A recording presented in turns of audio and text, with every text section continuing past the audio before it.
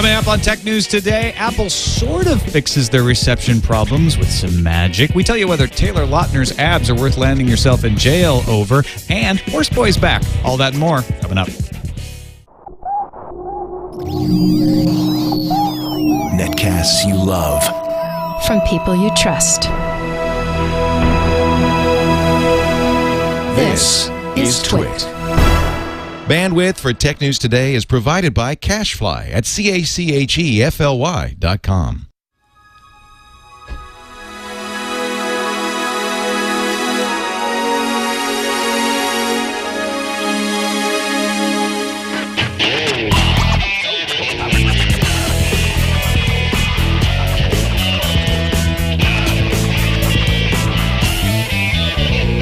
This is Tech News Today for Friday, July 2nd, 2010. Tech News Today is brought to you by Slingbox. Watch your favorite TV shows when you're away from home with Slingbox. Check out Slingbox at a Best Buy near you or at slingbox.com.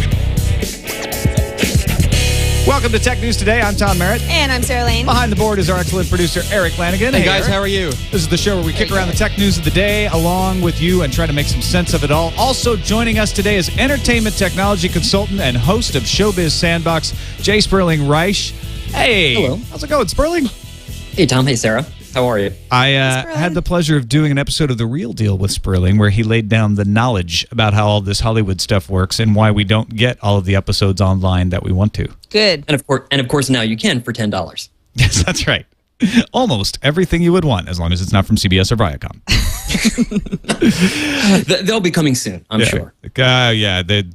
Those talks are happening, right? That's what all the rumors say. Well, then you'll add up all of your subscriptions and you'll find out actually it's cheaper to have cable. Or just Great. an antenna. Just an antenna. That's what I didn't want. Sticking out I was the worried about that. the window. People forget that. You can get over-the-air HD broadcasts. You were explaining this to me the other day, and you blew my mind, and I'm still not totally sure that you're not yanking my chain. No, you put up an antenna, and you can get any local broadcast station over the air. So NBC, CBS, ABC. Now, it varies in different locations. You might have reception issues with various stations depending on where they are. Right. Like up here in Petaluma, California, getting NBC Channel 11 from San Jose is going to be a stretch. And that's probably not going to happen. But you should still be able to pick up, the stations that are broadcasting out of San Francisco. It's nuts. You're in San Francisco. You can get everything. Well, that I knew, but the HD part of it, I said, and with the of course digital not TV HD. I've got this nice television. I'm not going to go back to the broadcasting fuzzy. in high def now. Well, or at least digitally. Yeah. And programs that are in high def will appear in high def. so I'm going to have to put this thing out my window now, look like an alien living room. Good times. And they broadcast at 18 megabits per second, unlike cable, which is at 4 megabits per second. So actually, over the air, HD broadcasts are a higher quality than what you get through cable or certainly through satellite. Sounds like a 4th of July weekend project at the Lane residence. The other cool thing about the HD antennas is there's no wrong way to hold them. If you pick it up in your left hand, the reception is okay. No kidding? Yeah. Because, I'm left-handed, and I've pretty much been shut out of all markets at this point. Exactly. Apple has issued an official statement, by the way, about their iPhone 4 antenna issue, attributing the problem to a mistake in the formula that calculates the number of bars to display. There's no problem in the antenna. All that stuff that AnandTech said about 24 decibels missing, pay no attention to the science. It all has to do with those bars that display up in the upper right corner of your phone. Right. So, and they're going to fix it. And so it was sort of our bad. The software is misleading. We'll fix that. The phone issue has always been there. Actually, it's even better than that. It's even better than your mocking attempt at what they would say. Here's what they actually said. Upon investigation, we were stunned to find that the formula we used to calculate how many bars of signal strength to display is totally wrong. Sacre bleu. You're winning, sir. Our formula in many instances mistakenly displays 2 more bars than it should for a given signal strength. So, of course, all of the jokes being made today are that this is an onion story come to life, that Apple got caught trying to fake the bars to look better than they are, and now it's come back to bite them in the ass. It's the whole thing is somewhat amazing. If you want a very good translation of the Apple statement, and you don't mind a few swear words. I'll warn you about that. Don't go read it if swearing offends you. But John Gruber, who does Daring Fireball, put up a translation of Apple's PR speak, and I will read it in short, and I will omit the swear words for those of you who would be offended. We cannot believe we had to write this effing letter. We cannot believe we're getting crap for this. But some users have reported that iPhone 4 can drop bars when tightly held. It really is a better antenna, and it gets better reception overall than any previous iPhone. That's really the hell of this whole situation. It's like a 2 steps forward, 1 step back design, except maybe more like 3 steps forward, because the thing is faster at downloading, 10 times faster at uploading. And so it's essentially, it goes on in that vein, where Apple's just upset that an Antec study actually showed that you did get better reception because of the signal-to-noise ratio, right? But you had a worse effect on the attenuation by holding more sensitive. Yeah, exactly. So the phone is, I mean, it's... Yeah, even John Gruber's own test that he conducted personally showed that if you just hold the phone in your hand anyway versus having it on the table, reception drops about 30%. Right. Well, it won't after a software update because they're changing the way the bars show up.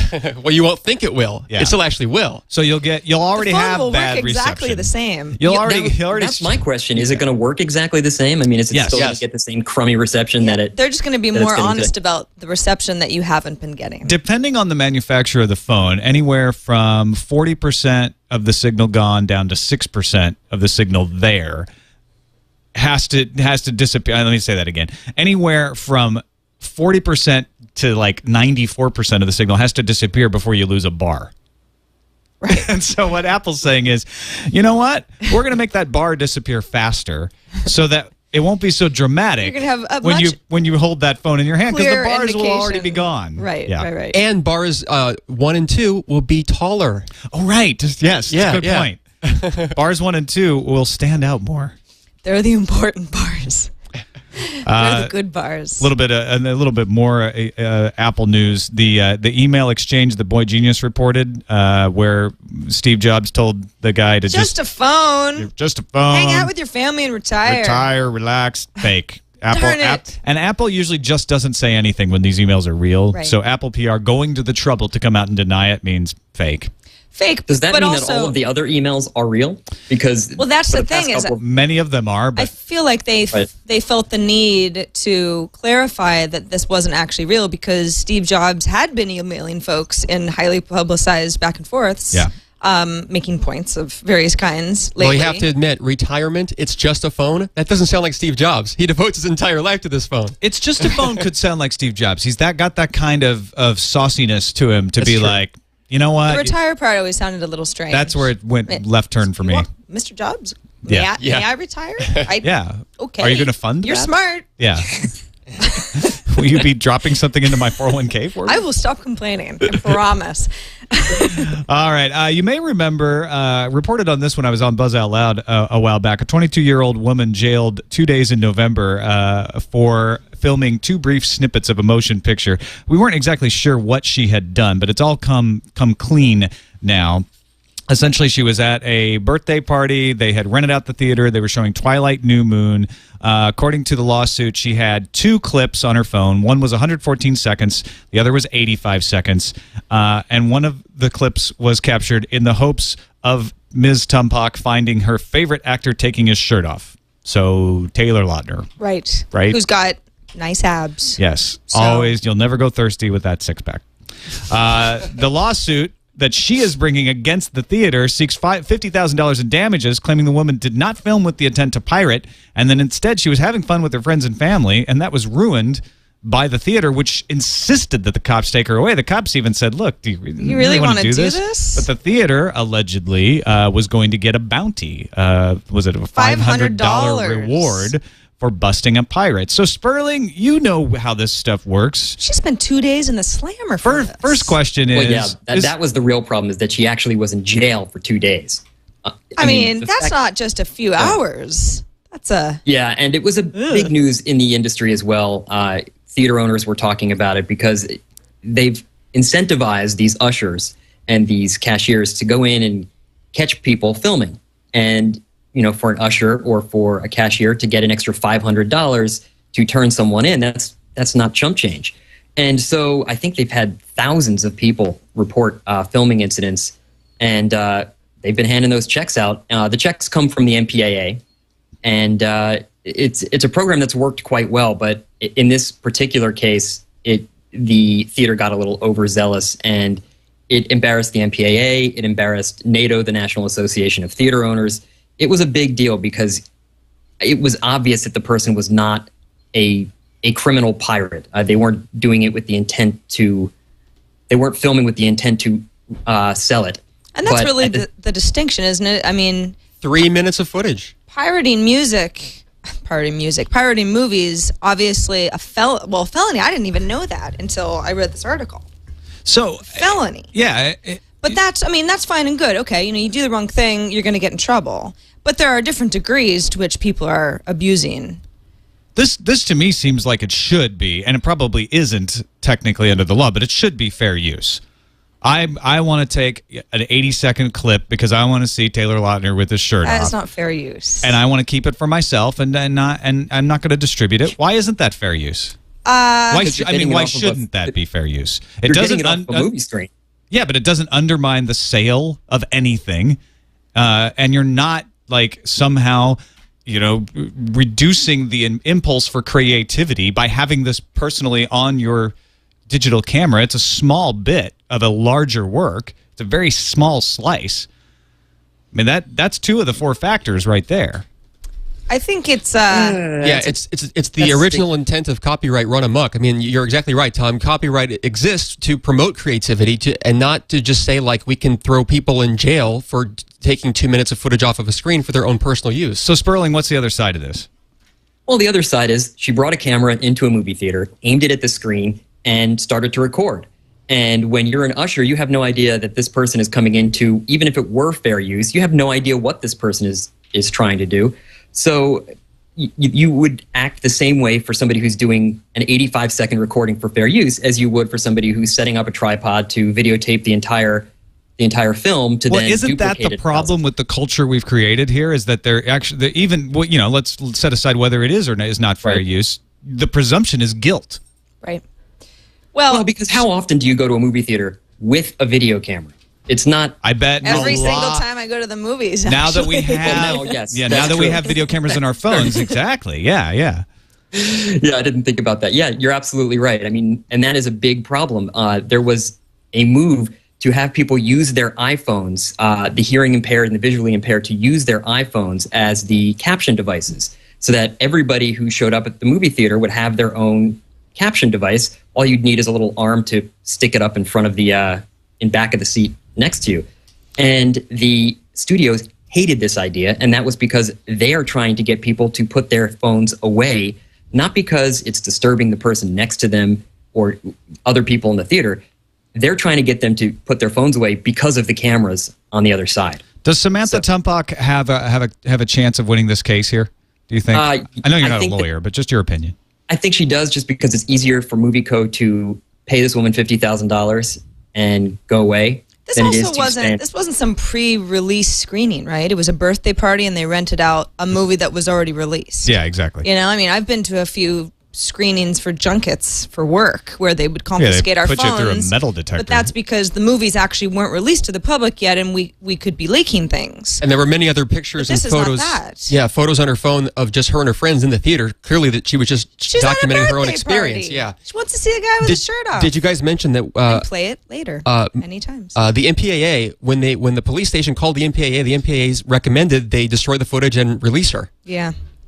Well, because the MPAA actually knows where to look for these pirates. They are collecting all of these pirated versions, and they know where those pirated versions come from. They're watermarked. And very often, the video from a pirated version, a camcordered version, will be different from the audio. So you'll see video that comes from one theater and audio that comes from another, and somehow the pirates have, synced them up in some form of post-production and then duplicated them and sold them on the street. And so that's really the group they're looking for. They're not really looking to nail people like this woman, because, I mean, again, it's not necessarily fair use, but it's a waste of their time, and it just creates bad will, as we're seeing here.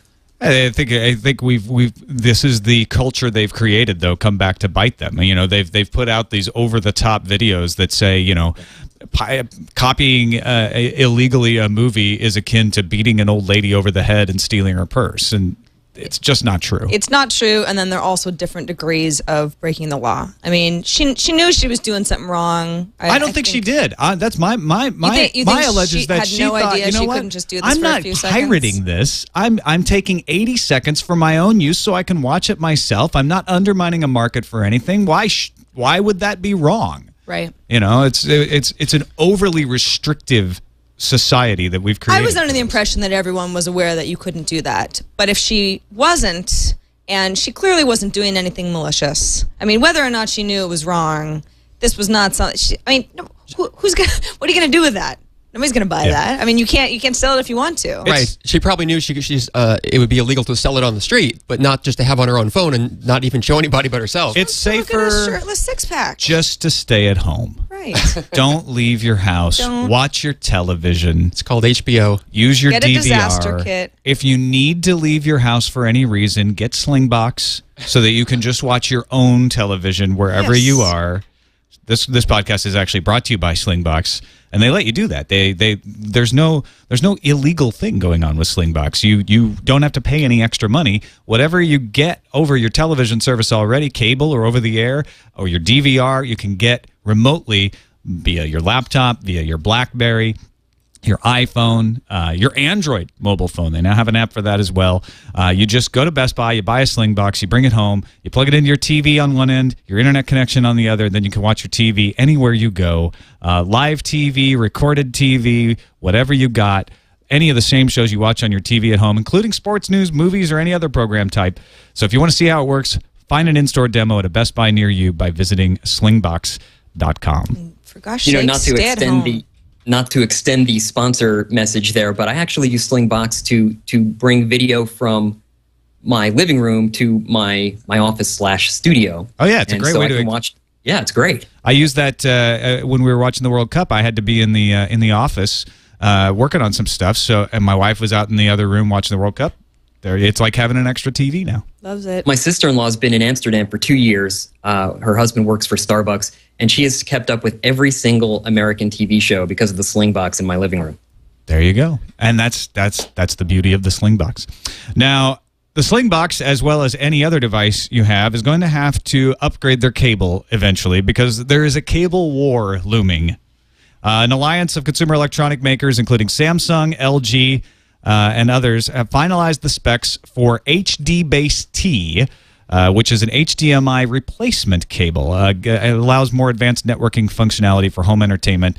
They want to use it to replace your Ethernet cable because it's based on Cat 6. It's based on the actually Cat 5e and 6 networking cables. They wanted to replace your USB. They wanted to actually carry all of your HD and 3D video signals as well as data at 100 megabit speeds all throughout everything you've got in your home network without having to be like, well, now I've got a USB and this is over Ethernet, but this is an HDMI cable. Just get rid of them all. Sounds great. Yeah, I mean, I think Sony's in on this too. I think... it's LG, Samsung, Sony coming out with another format. Sony Pictures Entertainment, which is funny. Okay. Which is different because there's a competing standard called LightPeak, which is backed by Intel and Apple, but also by Sony Electronics. Really? Yes. What's going on? And that's actually a huge problem at Sony. They have, I mean, they're constantly competing with one another. They have divisions within Sony Electronics that compete with one another. And this is a classic example of how Sony operates, where Sony Entertainment will be pushing one thing in digital cinema, and then you have Sony Pictures or Sony Electronics pushing something completely different. And it's always been baffling to everybody in the entertainment industry how that company operates because aren't they constantly... I mean, they're not their own really worst working enemy. to the same goal then. Yeah. They're different companies. Look at it this way. Sony wins either way. Right. LightPeak is an optical internet that can transfer data at 10 gigabits per second. They think they can make it get up to 100 so that it would compete with HD-Base-T, and that should be coming out. LightPeak should be coming out by the end of this year. HD-Base-T should be manufactured by the end of this year. We probably won't see it until widespread CES. Until 2011. So CES will be you're right, Sarah. CES will be the big debut of it. Now, But don't you... for LightPeak, it's a USB. I mean, it works as a USB cable and port would now. but it's going to be an upgrade. Similar. Although LightPeak doesn't have power built into it. You have to add a copper wire to it, which they can do. Sure. Whereas the HD-Base-T carries power naturally because it's Ethernet. The Ethernet style of cable has been around for so long. I mean, for decades. Why haven't we used it for everything so far? It's a whole new standard. Well, right, but I mean, why have we had all these different connectors with HDMI? I mean, even just because there hasn't been a standard to carry all the different pieces of information across it. Now there is.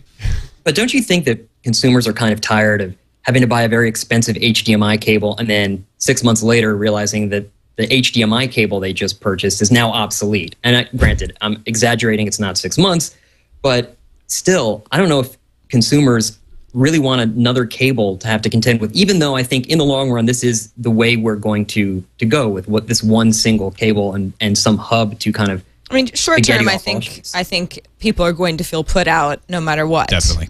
They're not going to put out. They're just going to feel put out. I want to buy a gold-plated Ethernet cable. Where can I sign up? But it's kind of like having a standard going forward. I like the idea of that, and I think I could survive as long as I felt like collectively we were going towards an upgrade. If we get one. Yeah. So I don't have to have these 6 ports on the side. They could just be identical ports. All I know is the 6-port issue. Yeah. So if we can cut down on that, then, I mean, it's got to happen at some point, right? Well, I think it will be adopted by cycles. So as people buy new televisions and as people buy new computers and as people buy new hardware, right, you'll see this connector in the back, and slowly all the other connectors will eventually drop off. So maybe not this year, but 3-4 years from now, the TV you buy will only have this one connector, and you'll just have to go and your buy computer, and you'll have one connector for everything. That's the goal of this. What could happen though is we end up with 2 universes. There's the LightPeak universe and the HD-Base-T universe. And the LightPeak universe seems like it can survive, especially since it's an Apple thing. Because they're off on their in their own little world, the way that Apple is in a lot of different ways already. Display port right now that doesn't hook up to anything, so I have to have all these adapters. Yeah. Why wouldn't they go into LightPeak while everyone else is using HD-Base-T? Exactly. You can say, we will not let go of LightPeak. This is our thing. You don't like it? Why wouldn't Sony create 2 different standards? There's the memory stick, and then there's compact flash. There you go. Smart. I mean, they're kind of used to doing that. There's precedents all over the place. Betamax. Yeah. Speaking of Apple, Apple TV is getting some press today. New York Times says they've talked to some sources within the company that suggest big changes are brewing for the hobby device, as Steve Jobs has called it.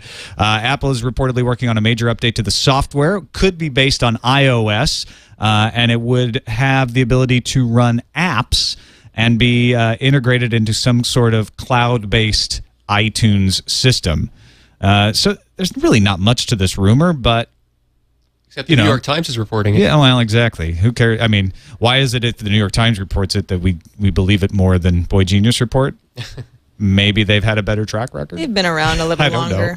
But the idea of Apple moving into your home entertainment system, I think, is what has really captured everybody's imagination because of the fact that we have this Google TV thing on the outing. We have this idea of the Roku box and the Boxy box, and everybody's been getting closer and closer to that one box that can bring all the internet TV. Totally.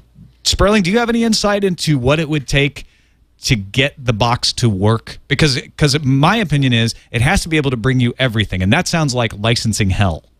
Well, and that's exactly, you've hit the nail on the head, because what it will take to work, electricity, but really what it will take to work with all of the licenses is a completely different story. And I think once you have Hulu and, as you mentioned, all those boxes, the popcorn box and then the Roku, I mean, once there's enough subscription services out there, then for Apple to just kind of walk in and say, well, me too, is not going to be very difficult. And really what Apple's whole goal should be in this, and probably is the ability to give the ability to end users to display streaming media on their television, because then they can sell them streaming media or rent them streaming media. Whereas right now you have to have iTunes and you have to have an iPhone and you have to have all of these different devices, usually ones made by Apple, to view any of this video that they have for sale or for rent. In this case, everybody's got a television. So as long as you have this potentially new Apple TV device, well, you'll be able to enjoy any of Apple's content offerings with the television that you probably already own. And does that and what is the advantage that Apple gets over, say, a Google box or a Boxy? Is it the fact that it already works with that iTunes situation, and they bring in some sort of cloud-like streaming, and how does that compete with Hulu? I mean, or is Hulu an app that runs on Apple TV? It just seems like there's so many different directions they could go, and none of them seem to be the obvious way to win. I can't imagine that Apple would want to work through Hulu. Apple would more than likely want to work through themselves, through iTunes. They don't want to have to go through a third party necessarily. Sure, you can have a Hulu app, but really what they want is the $10 to come to them so that they're selling the monthly subscription rather than selling it through Hulu. I mean, that's been their MO with all of their content. I mean, most of the apps that stream content you have to pay for. Yeah, I mean, this whole iOS 4 idea of it, it's like, I mean, if the iTunes store stays the same as it is now, the Apple TV that some of us are familiar with using, is it just the interface that's going to change, and then you get to play with apps on your TV, and that's different. Yeah, that's not the same thing as getting more content available to you. The only thing I can think is that right now on an iPad or an iPhone, you do have the experience where you can buy videos from the iTunes store and play them on your device, or get the Netflix app, or now get the Hulu Plus app. So they've got some precedent in allowing that. Right. Whether they would allow that in the big arena in your living room with the television. Different question. I don't see why they shouldn't. I think they should. I think they should too. But I understand what Sperling's saying. Yeah. Yeah, I mean, and the advantage for Apple is they're huge, and they've got a huge store. So it's kind of like getting your product into Costco or Walmart. I mean, you have millions and millions of eyeballs when your product is being sold on iTunes. So that's really their advantage, is that everybody will think of going to Apple first before they go to any of these other outlets. Would it have to be built into a TV to succeed, though? Because eventually that's going to be the thing, is like, hey, I can buy this TV that has a Hulu app and a Netflix app built in. I don't have to hook anything up. My TV already does. Why do I buy an Apple box and add it? That seems like a lot of extra trouble. I'd agree with you. I think that, well, first of all, Steve Jobs saying it's just a hobby almost guarantees they're working on something that will end up taking over the industry. But I would agree with you. I think Apple will probably be making a television sometime in the near future. And by near future, I mean in the next 3 to 4 years, I wouldn't be shocked if you see an Apple TV. Yes. So you heard it. Sperling predicted new Apple TV tomorrow. Wait. Is that what you TV. said? Yes. Sort of. Yeah. All right. Droid Incredible is getting an over-the-air update. It's going to turn the Incredible a little more incredible with a mobile hotspot and 720p recording. So short of, it doesn't have 4G, this is getting to be as hot as the Evo in a lot of ways. And with better battery life, perhaps. Possibly. Which means go incredible. We'll see after the over-the-air update happens whether the mobile hotspot and 720p kill the battery or not. But yeah, so all you HTC Incredible owners, congratulations. You're going to have one hot phone. Congratulations, your phone just got cool. Yeah. Best Buy is trying to fire an employee. Poor Brian Maupin, 25 years old from Kansas City, Missouri, created a video that took the internet by storm. It was weird. It was like computer created voices and little Care Bear characters. It's actually, he just used a program that he didn't even create, where you plug in, two folks talking to each other, and they have sort of these cute little cartoon characters. Are we going to play any of it, or do we just assume? Hilarious. Well, we'll play a little bit of the first part. It does get kind of raunchy. I was going to say, can you play anything without profanity? Yeah. The iPhone 4. I need an iPhone 4. Oh, I'm very sorry, but we are currently sold out. However, we did finally get some more HTC Evos in. What? What is that? Is it an iPhone? No, it is that 4G phone on Sprint. I don't care. It's not an iPhone. And that's all she says. I don't care. I don't care. And it goes on until he gets angrier and angrier and starts coming up with ridiculous things that the HTC Evo can do. The best one is, it will buy you an island and then transform into a jet and fly you there. I don't care. I don't care about any of that.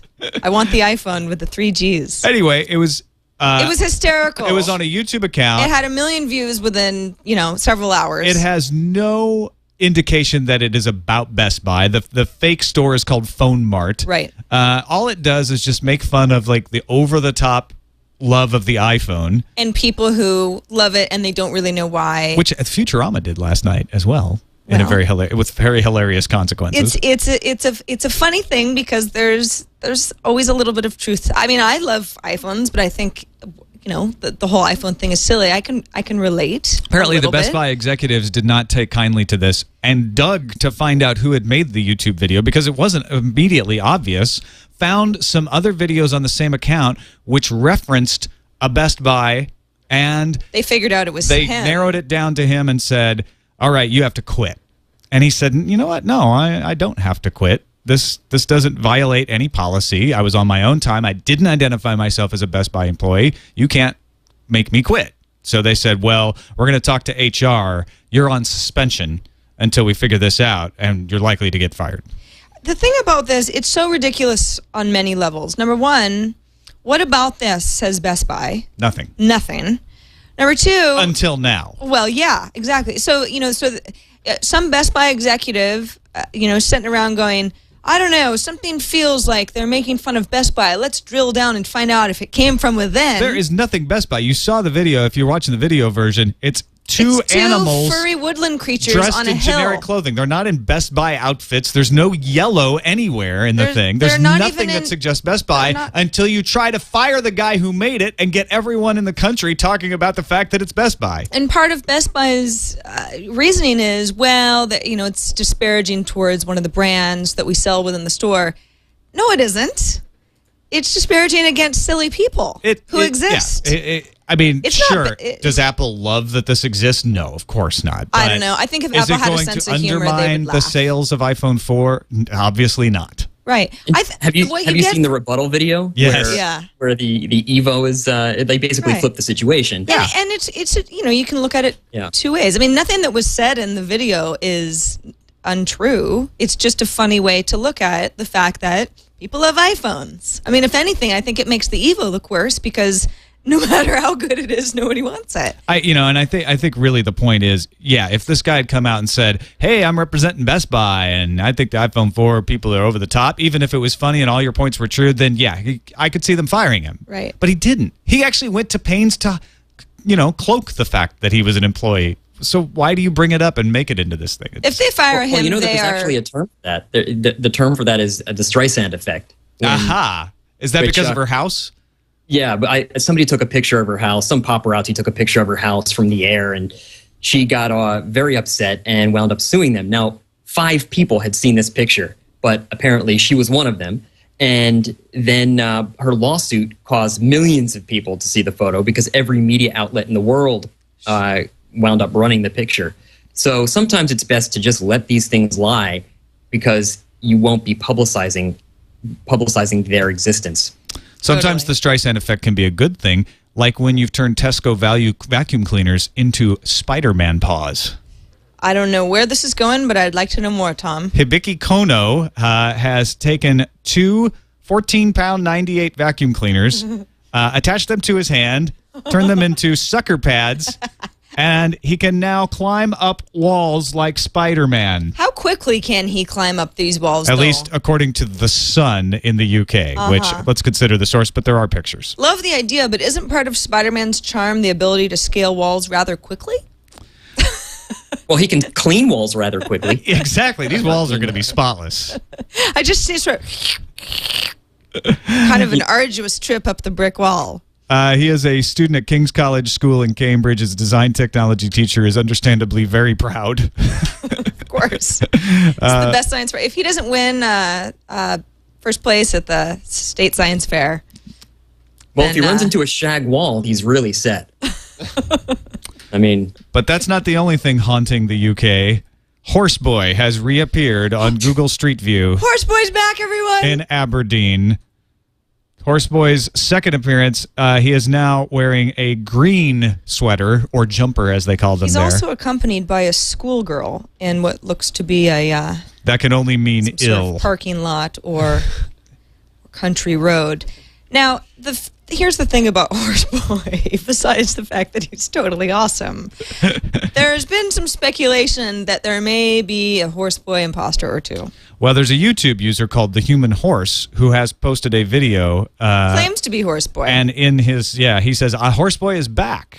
Because, like, a year or two ago, there were some videos of him wearing the horse mask, or, just being a person with a horse head, depending on how you look at it, and dancing to Soulja Boy. And now he's running around torturing someone in his backyard, in his garden. There's also been reports that Horseboy looks to be a little leaner than people remember. Are we dealing with multiple horse boys? Either that or Horseboy has figured out the exercise regimen that works for him. Actually, yeah, that may be it. He's been running from that Street View camera. It keeps him in shape.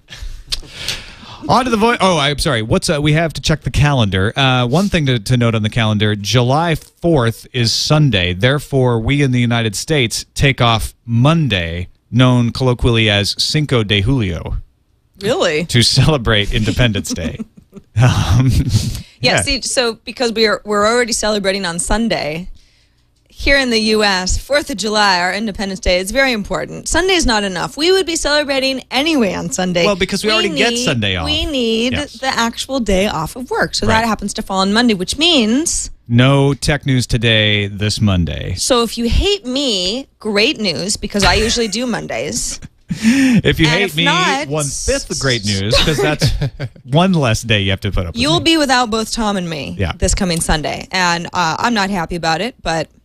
Sometimes independence happens. Yeah, we will respectively be commemorating the day in which the colonies illegally separated from the legitimate authority in London. And then coming up on July 15th, Droid X. Yay! I won't be getting one, but apparently there will be lines. Yeah. Well, I mean, I've seen a lot of fanfare about Droid X so far. People are excited about it. Yeah. So you might want to get in line early on July 15th if you want a Droid X. All right, on to the voicemails, 260-TNT show. Our first one comes from Hawaii and espouses a common theory we've been hearing about the iPhone antenna issues. In Honolulu, with all this... Hey, Buzz Crew, this is Ryan in Honolulu. With all this talk of the iPhone 4 antenna issues and now the lawsuits, the question is, how could Apple not know that this would be an issue? Certainly in their labs, the signal might have been perfect, but what about field testing? Well, that's where I think this comes up. Remember the most famous case of field testing was when the iPhone 4 was found in a bar? It was wrapped in a case to make it look like an iPhone 3GS. I'm wondering if Apple's secretive testing protocol made it that you could never test an iPhone 4 naked in the wild, and it always had to have a case. I guess we're going to find out in all of the court cases, but this iPhone owner is happy, and in fact, apart from this call, I rarely use my iPhone 4 as a phone. Aloha and mahalo. iPhone 3GS case. This is not the first person to email or call us espousing that theory, and it makes sense to me that they would miss this if everybody had to be hiding it in making it look like a 3GS. I find it hard to believe that in no circumstance was the phone being used without the case. I understand that for the most, especially like outside the campus, sure. Sure. But, all right. Yeah. I think that yeah, I mean, the volume of concern would have been a lot greater had people not been having to cloak the new phones in an old cloak under an old cloak. But I don't really buy the fact that this all just went unnoticed because everybody was hiding. They could have reduced the amount of concern about it, though, if they are like, okay, go out and do the real field tests, and it prevented you from having a bunch of people coming back saying, hey, every time I was holding in my left hand, the signal went down. Whereas it's like, oh, a few people in campus had that happen, but, that happens with phones. Not a big deal. I mean, of all the folks that were testing these phones, right, out in the field, real life, going to bars, the whole thing, I mean, 4 or 5 people can't be trusted to just have the phone as is. No, apparently not. I mean, I'd love to know. They leave them in bars. Well, okay, this guy might not be one of the 4 or 5 that maybe he was on the second tier of trustworthiness. He's not getting any more phones. Have you been to the Apple Store lately? I was there on the FaceTime thing. They actually use Wi-Fi. They don't use the AT&T network, so it works perfectly over Wi-Fi, and it makes it seem like a dream. But I'm sure the second you get it out into the wild and you try and use that thing over a 3G network, it's not going to work as well. Well, it doesn't work on 3G at all. You're actually not allowed to use it on the 3G network. You have to have Wi-Fi going to make it work. So it's not just an Apple Store thing. That's a everywhere. We're dealing with reality thing. That's a new 3G I have yet to succumb to the iPhone fever, so I'm still on a BlackBerry. So. That's good. It'll save you a lot of therapy. Our next voicemail comes from Jeff in Salt Lake City. Has another take on antenna problems.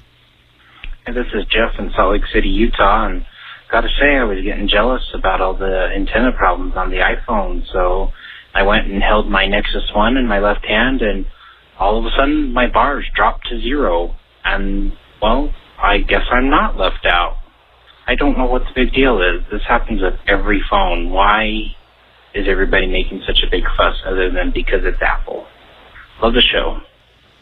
We just had to play that because it was an Android user who was saying, you know what, this happens to me too.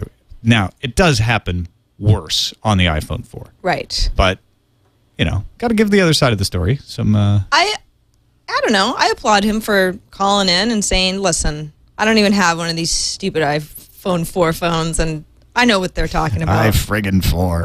So sick of it. Aren't we all? I'm so sick of this story. Let's move on to an email to TNT@twit.tv from Joe in Nashua, New Hampshire, who says, I just wanted to point out that Tom touting disc extras as an advantage of Blu-ray over digital downloads was a bit wrong.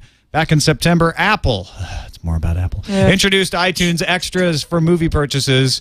While they are not available on all movies, as iTunes movie downloads become more ubiquitous, they will fall in line with current DVD and Blu-ray releases. Do you think that's true, Sperling? Will the digital downloads have as wide a range of extras coming? Will that be a common thing? I think actually, because streaming will be around, you won't have extras necessarily. You'll just be able to view them with your subscription. A lot like Netflix, you'll just be able to view the movie and then whenever you want, go back and view the extras. The extras were put on as a way to sell DVDs. So if these extras help sell digital downloads, then you can bet they will be included. And I am sure that as a way of versioning the content, they will have the base movie or the base television show without any extras and then charge more for any type of download with extras, be it bloopers or behind-the-scenes footage. Should we take our next email? This one's from Orson Felt in our chat room. Hi, Orson Felt. He says, I do chuckle when Hulu's discussed on the show and how it will kill cable companies. Here in the UK, almost every major TV channel has an online player. They hold new shows for 7 days. Reruns usually have the entire season, and they all stream live TV. The BBC kicked it off with the iPlayer, using taxpayer money as there's no ads on BBC. This forced the other 3 main broadcasters who do run ads to follow suit as well as the major satellite provider B-Sky-B. Very little is not available online from the official sources, and if anything, it's improved the networks. They have much better metrics, and they're starting to create very good shows for specific audiences, as there is no real need to fight for prime time airing. Now, obviously, there's a big difference with the way the broadcasting system works there than it works here, because you have a publicly funded broadcaster as your main broadcaster running several channels, and that was one of the reasons they were able to do the iPlayer. But do you think there's something that Hollywood could learn from the, or not Hollywood particularly, but the television industry could learn from this, as far as they kind of flip it on the head, whereas Hulu says, we'll give you the show the next day and then the last 5 shows and then make you pay for the back issues. This is saying, we're going to make you wait 7 days to get the actual show, but then we'll give you the whole back season all the way as far as you can go. I prefer that. That's actually not a bad idea. Yeah. I mean, yeah, you kind of have to remember 7 days to go back and watch the episode, but it's much better than having to, really watch it within a 4-week period before it completely disappears. And it's funny, they've really flipped it on the head. Usually you pay for new episodes and the back episodes are free.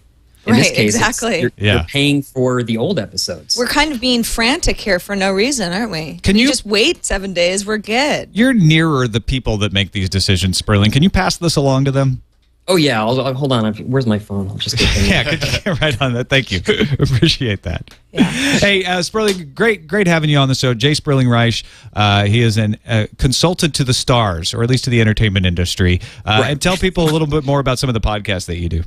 Showbiz Sandbox is a weekly entertainment news podcast that covers, a lot like TWiT, it covers all of the entertainment news for that week. So it'll go over all the big headlines, and we'll have usually a different journalist on, so it's a lot like Meet the Press, but without the politics.